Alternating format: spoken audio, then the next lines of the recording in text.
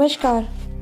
Indian haunted stories में आप सभी का एक बार फिर से स्वागत है। एपिसोड 3 में आपने सुना कि राजन को ऐसा महसूस होता है कि उसके आसपास कोई है जो उस पर नजरें जमाए हुए है। राजन को पीहू की बात याद आ गई जब उसने कहा कि माँ कहती है कि माया आंटी हम जैसी नहीं है, वह हमसे अलग है। राजन की माँ और निधि भी आ जाती है। निधि को एक भयानक सपना आता है।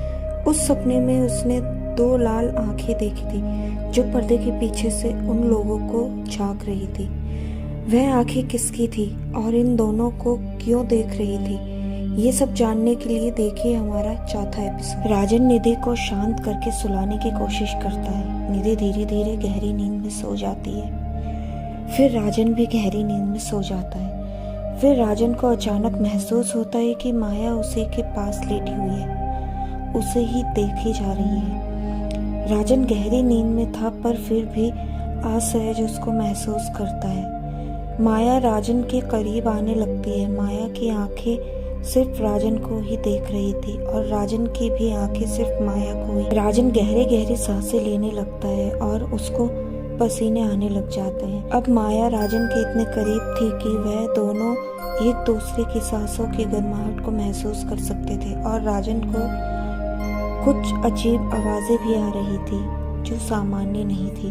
माया के मुंह से वह आवाजें आ रही थी मानो माया को वो मिल गया हो जिसकी उसे कब से पाने की चाहत थी।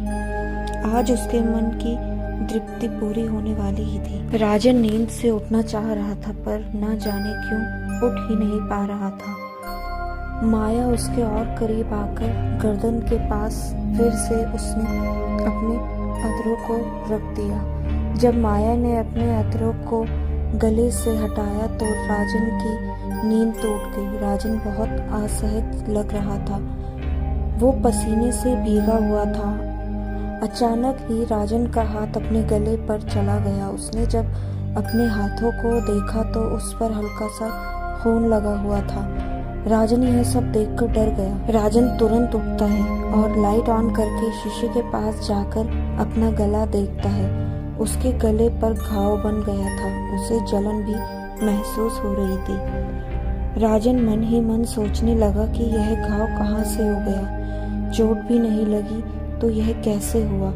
राजन को यह जलन कल से महसूस हो रही थी और यह घाव भी इतना नहीं था जितना अब बढ़ गया है। राजन को कुछ देर सोचने के बाद उसे कल की वह बात याद आती है जब माया उसके करीब आई थी और उसने अपने अधर रखे थे। राजन बहुत सोच में पड़ गया और सोचने लगा कहीं पीहू सही तो नहीं कह रही थी। क्या माया कुछ अलग है? क्या वह इंसान नहीं है या फिर इंसान तो है पर काला जादू इस्तेमाल करती हो कुछ प्राप्त करने के लिए। राजन यह सब सोच ही रहा था कि उसने देखा कि निधि की सांसें तेज चल रही है, उसे पसीने आ रहे हैं। निधि को देखकर ऐसा लग रहा था मानो वह भयानक सपना देख रही है। राजन ने निधि को उठाया पर निधि की नींद ना टूटी। निधि की सांसें और तेज चलने लगी। फिर अचानक एक चीख के साथ निधि की नींद टूट गई। निधि हाफ रही थी, वह बहुत ज्यादा डरी हुई थी। राजन ने निधि से कुछ पूछने से पहले निधि को शांत करने की कोशिश की। राजन को यह याद था कि निधि गर्भ से है और ऐसा भयानक सपना देखना बच्चे के लिए खतरा बन सकता है। निधि के शांत होने पर राजन ने निधि से पूछा कि क्या हुआ। निधि तुमने ऐसा क्या देखा? यह सुनते ही निधि ने राजन को गले लगा लिया। कुछ समय बाद जब निधि शांत हुई तो उसने राजन को बताना शुरू किया। निधि बोलती है, राजन मैंने सपने में देखा कि एक अंधेरा कमरा है, उसमें एक लड़की बैठी हुई है। मैं उससे पूछ रही हूँ कि तुम कौन हो पर वह कोई जवाब नहीं दे रही थी। मैंने उसके पास से कुछ खाने की भी आवाजें आ रही थी, बहुत अजीब आवाज और बहुत बदबू भी आ रही थी जैसे खून हो। मैंने आगे जाकर देखने का सोचा। सपने में भी मुझे ऐसा लग रहा था मानो वह सब मेरे सामने ही हो रहा हो। राजन बोलता है कि तुम निधि डरो मत, आगे क्या हुआ बताओ। निधि बोलती है, मैंने देखा कि लड़की मेरी तरफ मुड़ी। उसकी आंखें काली थी, एकदम काली, पूरी आंखें काली। होठों पर खून था जो टपक रहा था। उसकी आंखों से काली स्याही जैसा कुछ गिर रहा था। उसके एक हाथ में बच्चे का धर और दूसरे में उसका सर था और वह उसे चबा चबा कर खा रही थी। राजन को यह सब सुनकर अजीब लगा और डर भी, क्योंकि राजन भी सामान्य नींद नहीं ले पा रहा था। राजन को भी अजीबोगरीब सपने आते थे जब से वो इस घर में आई थी। राजन ने निधि से पूछा, तुमने जिस लड़की को देखा, क्या वह माया जैसी दिखती है जिसे तुम कल बात कर रही थी? निधि कहती है, नहीं नहीं, वह मिसेज माया नहीं थी, वह कोई और ही थी, मैं उसको नहीं जानती। अचानक ही राजन के मुंह से पीहू का नाम निकल गया। उसने कहा कि पीहू सही कह रही थी। राजन मन ही मन सोचने लगा कि पीहू सही बोल रही थी कि माया कोई सामान्य औरत नहीं है। शायद वह काले जादू का इस्तेमाल कर रही है या किसी ने इस घर पर कुछ किया हुआ है। जब से आया हूँ यहाँ एक सुकून की रात नहीं बीती। पीहू का नाम सुनकर निधि ने राजन से पूछा कि पीहू कौन है। राजन ने बताया कि हमारे पड़ोस में मिस्टर और मिसेस खुराना उन्हीं की बेटी है। निधि मन ही मन सोचती है, राजन किसके बारे में बात कर रहा है? मैं अभी तक उससे क्यों नहीं मिली? दोनों की आंखों से नींद मानो उड़ ही गई थी। देखते ही देखते सुबह हो गई। माँ भी फ्रेश होकर अपने कामों में लग गई। राजन भी रेडी हो गया। राजन नाश्ता करके ऑफिस चला गया। निधि अकेली पड़ गई। माँ तो है पर बुजुर्ग है। निधि और माँ बैठे हुए थे कि अचानक दरवाजे की घंटी बजती है। निधि ने दरवाज़ा खोला। सामने माया खड़ी थी। निधि बोलती है, अरे मिसेस माया जी, आइए ना, मैं भी बैठे बैठे बोर हो रही थी। आप आए हैं तो कुछ बातें ही हो जाएंगी। मिसेस माया मुस्कुराते हुए घर में दाखिल हो जाती है।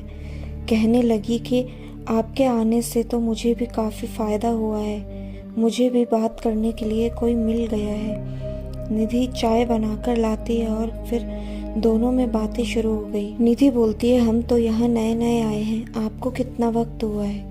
माया कहती है, करीब 2 साल। निधि कहती है, काफ़ी वक्त हो गया है। आपके हस्बैंड कहाँ हैं और वो क्या करते हैं? माया बताती है, मेरे पति भी मेरी तरह पैरानॉर्मल एक्सपर्ट है और हम लोग इसी तरह की जगह पर जाते हैं जहाँ पर हमने कुछ ऐसे अफवाहें सुनी हो कि यहाँ पर कुछ है।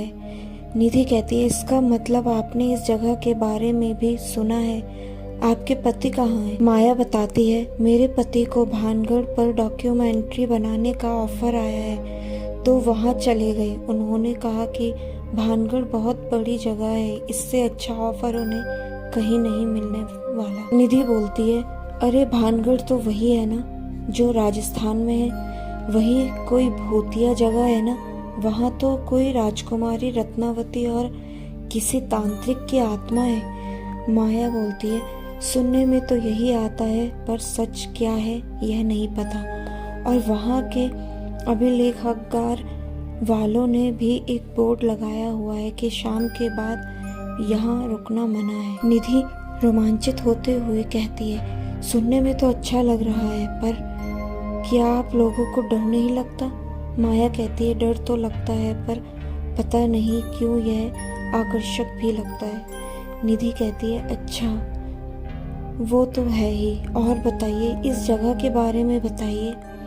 माया कहती है, क्या बताऊं इस जगह के बारे में? मैं तो ज़्यादा नहीं जानती। हमारे यहाँ आने से कुछ महीने बाद ही उनको ऑफर मिल गया था। वह वहाँ चले गए। मैं भी काम में ही बिजी रहती हूँ, वक्त ही नहीं मिलता बाहर निकलकर कुछ देखने का। निधि कहती है, हाँ ये तो है। निधि कहती है, अच्छा एक बात बताइए, हमारे बगल में कोई पीहू नाम की लड़की रहती है क्या? आप उसे जानती है?